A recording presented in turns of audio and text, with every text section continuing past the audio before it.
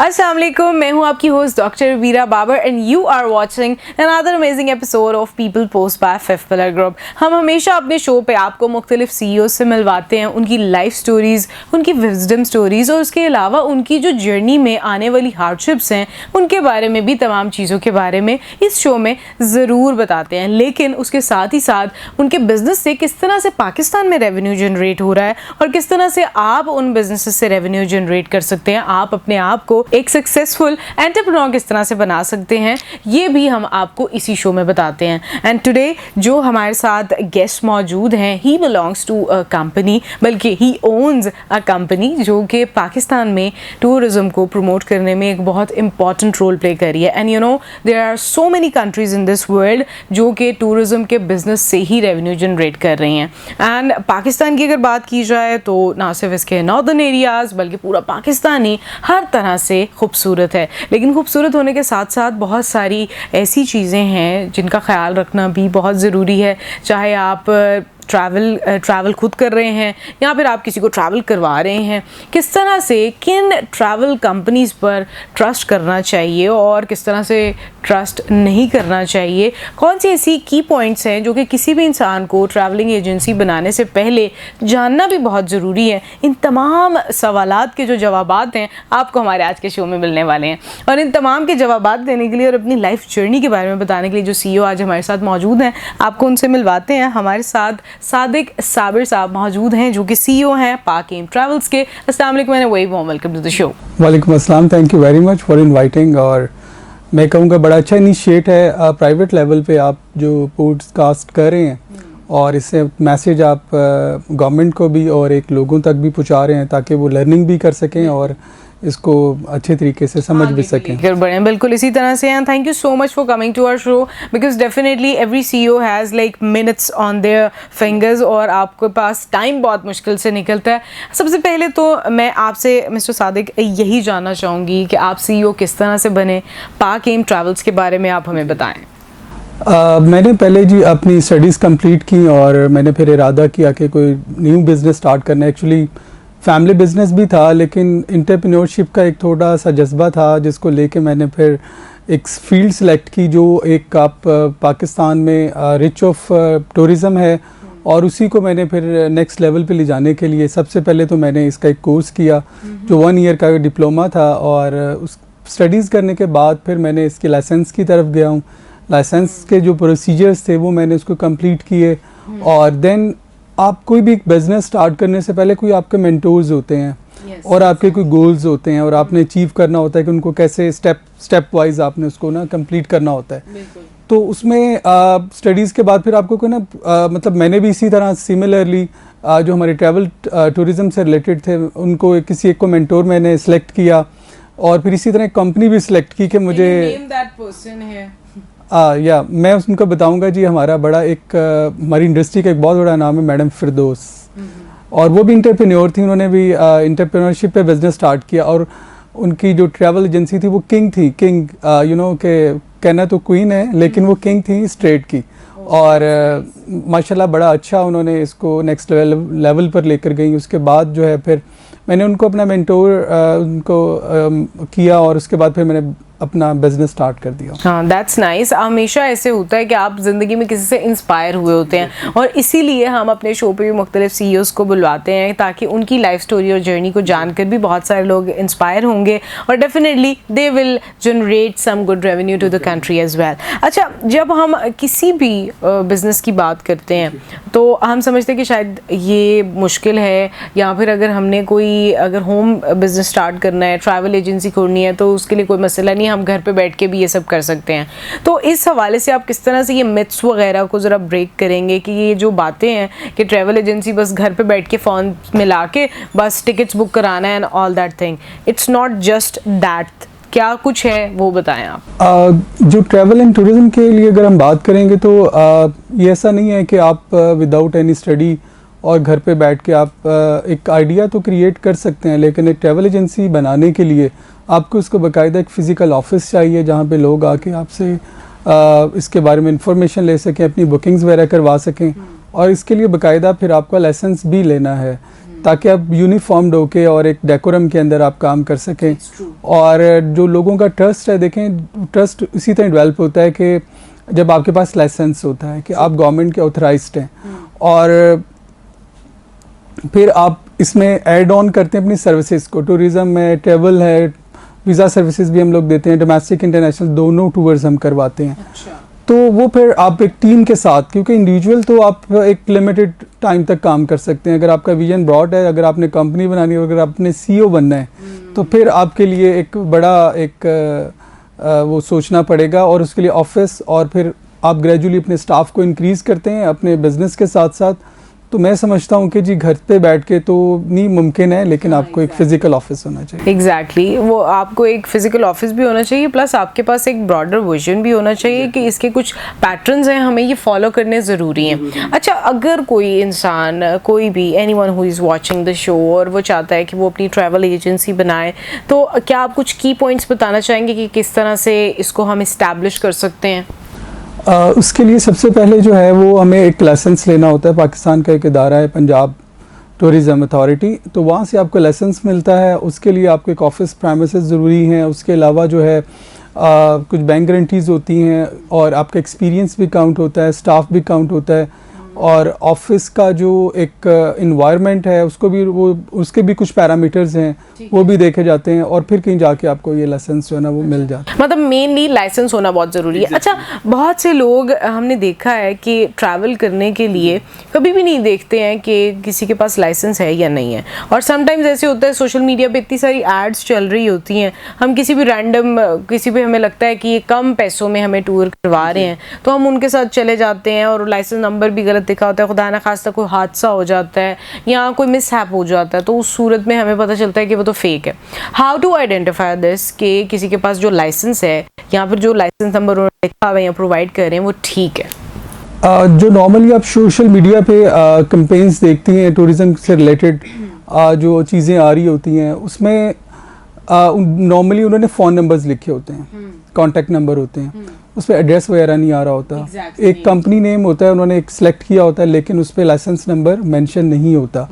एक उन्होंने खुद से ही अपने एक कोई कंपनी का नाम डिसाइड किया, वो रजिस्टर्ड भी नहीं है, और जब आप उनसे फ़ोन पे बात करते हैं पूरी आइटनरी आपसे वो शेयर करते हैं, और फिर उसके अलावा जो है जब आपकी कोई फाइनल हो जाता है पैकेज, वो कहते हैं आप हमें इजी पैसा करवा दें या बाय नेम अकाउंट में करवा दें, कंपनी अकाउंट भी नहीं होता उनका। अच्छा, ये भी इम्पोर्टेंट है कि आप कंपनी अकाउंट में करें। Exactly, कंपनी अकाउंट में। देखिए इंडिविजुअल तो कंपनी अकाउंट वाली तो वेरीफाइबल होगी ना पेमेंट। हाँ, ये कितनी इम्पोर्टेंट आपने बात बताई है। और फिर उसके अलावा जो है वो फिर जब आप पेमेंट भी कर देते हैं, नेक्स्ट आता है टूर के लिए वो क्या करते हैं, वो आपको किसी ऐसी शेडी जगह पे बुलाते हैं जो उनकी अपनी प्राइमिसेस नहीं होती। अच्छा। और उस जगह पे बुला के वो लोगों को इकट्ठा करते हैं, ऑल ओवर द लाहौर या ऑल ओवर द पंजाब, वो वहाँ पे लोग आते हैं, वहाँ से वो बस में बिठा के उनको ले जाते हैं। अच्छा, उसमें ये होता है कि नुकसान उसका ये होता है कि उनकी कमिटमेंट्स, उनका फोकस होता है, या वो उनका फोकस होता है पैसों की तरफ फोकस होता है, पैसों की सेविंग्स करनी होती हैं, और सर्विसेज के ऊपर उनका इतना एग्जैक्टली, इसलिए फिर लोगों को उसमें प्रॉब्लम्स आती हैं। हाँ, I think that's really appropriate कि अक्सर ऐसे होता है कि आपको बताया जाता है कि एक सर्टन जो है वो बस स्टॉप है जहाँ पर आपको पता है कि शहर की जितनी भी कह लें कि ट्रस्टवर्थी बस या ट्रांसपोर्ट कंपनीज हैं वो होती हैं, लेकिन जब आप वहाँ पर पहुँचते हैं आपको पता चलता है कि उसके बाहर एक गाड़ी आपका वेट कर रही है और आप वहाँ से जाएँ। तो अच्छा, ऐसी सूरत में हमें अगर कोई भी इंसान ट्रैवल कर रहा है और उसके साथ कमिट कुछ और किया हुआ है और स्टार्ट में ही पता चल गया है, तो हमें ऑन टाइम अगर हम बैक ऑफ कर जाते हैं तो रिफंड पॉलिसी क्या होती है गवर्नमेंट ऑफिशियल्स की तरफ से, क्या है? देखिए उसमें first of all for example अगर कोई आपको ऐसा लगा है कि कोई ऐसा ट्रैवल एजेंट है जो रजिस्टर्ड नहीं है, फेक है, और आप अगर उससे क्विट करते हैं तो फिर एक लीगल आप उसमें मैटर में चले जाते हैं, और लीगल मैटर में फिर आप हमारे यहाँ पे जो बाय लॉ जो है FIA इसको डील करती है, और फिर वहाँ पे आप उसकी रिपोर्ट करते हैं, एप्लीकेशन देते हैं, क्योंकि वो चंद थाउजेंड्स होते हैं, 14,000 15 मिनिमम उन्होंने अमाउंट पे वो पैकेज डिसाइड किया होता है। तो और उसमें जो ऑडियंस होती है वो भी कि कंप्रोमाइजिंग होती है ड्यू टू प्राइस, और वो फिर इतना ज़्यादा जो है वो कंप्लेंट्स करते ही नहीं है वो लोग ना, कंप्रोमाइज़ कर लेते हैं। एक्सपोजर भी नहीं होता, लोग पहली बार जाते हैं, अक्सर स्टूडेंट्स जो हैं वो हल्ले गुल्ले के चक्कर में भी चले जाते हैं, आजकल इतना ट्रेंड होता जा रहा है, and it is also very dangerous. Exactly, देखिए इसमें स्टूडेंट्स भी हैं, स्टूडेंट्स के अलावा जो है वो इंडिविजुअल जो ऑफिसेज में लोग काम करते हैं वो भी हैं, इसी तरह मिला जुले लोग होते हैं। फैमिलीज ज़्यादा प्रेफर नहीं करती हैं इसको, ज़्यादातर यंगस्टर्स ही इसमें होते हैं।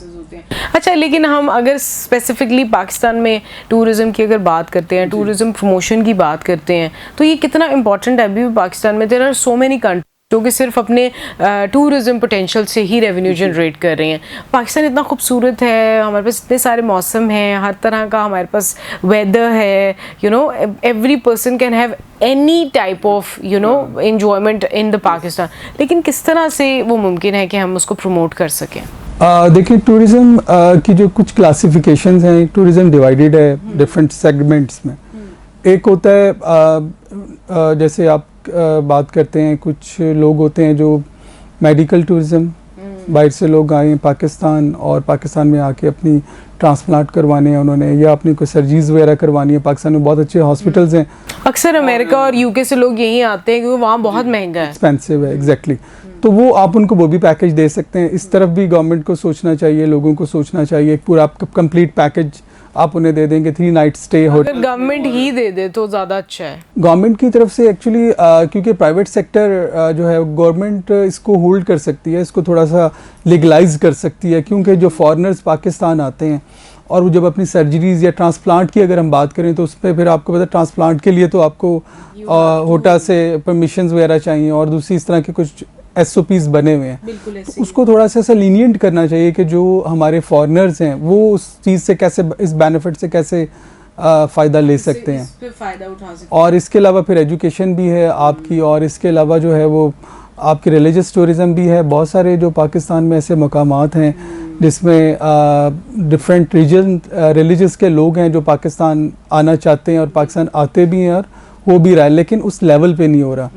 मैं किसी कंट्री स्पेसिफिकली नाम नहीं लूँगा, लेकिन पूरी दुनिया में जो प्योरिटी जो बिज़नेस है और जो फॉर एवर ग्रीन बिज़नेस है वो आपका टूरिज़म है।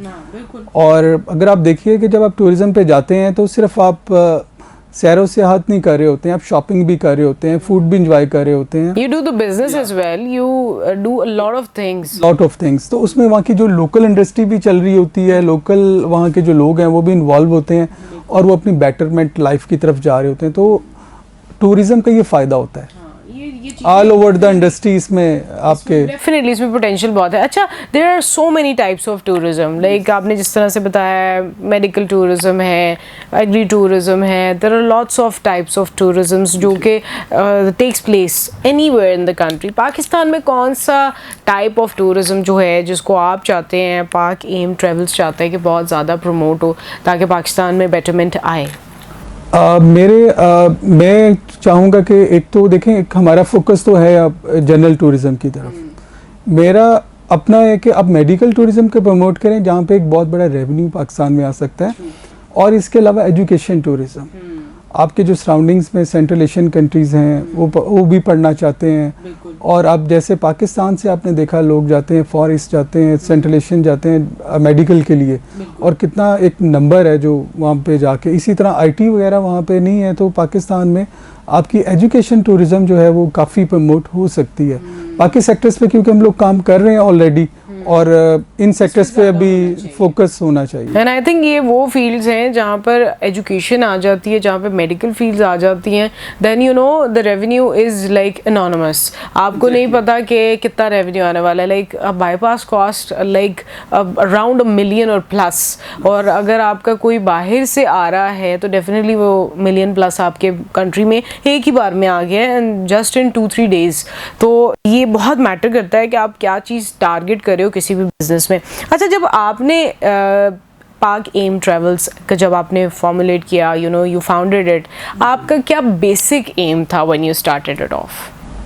जो फर्स्ट ऑफ ऑल मेरा जो पहला एम ये था कि with in all services with in one roof लोगों को प्रोवाइड की जाए।